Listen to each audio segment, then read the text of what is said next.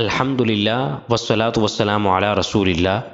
بسم اللہ الرحمن الرحیم۔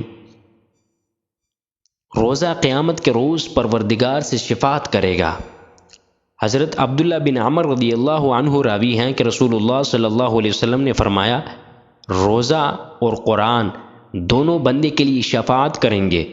چنانچہ روزہ کہے گا کہ اے میرے پروردگار، میں نے اس کو کھانے اور دوسری خواہشات مثلاً پانی، جماع اور غیبت وغیرہ سے دن میں روکے رکھا، لہٰذا میری طرف سے بھی اس کے حق میں شفاعت قبول فرما۔ اور قرآن کہے گا کہ میں نے اسے رات میں سونے سے روکے رکھا، لہٰذا میری طرف سے بھی اس کے حق میں شفاعت قبول فرما۔ چنانچہ ان دونوں کی شفاعت قبول کی جائے گی۔ حدیث سے معلوم کیا ہوا؟ قرآن سے مراد تلاوت قرآن ہے۔ علامہ طیبی فرماتے ہیں کہ قرآن سے تہجد اور تلاوت قرآن اور عبادت وغیرہ کے لیے شب بیداری یعنی پوری رات جاگنا مراد ہے۔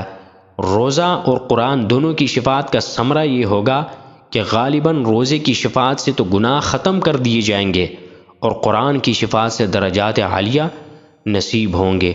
اللہ رب العزت ہمیں دونوں پر صحیح معنوں میں عمل کرنے کی توفیق عطا فرمائیں۔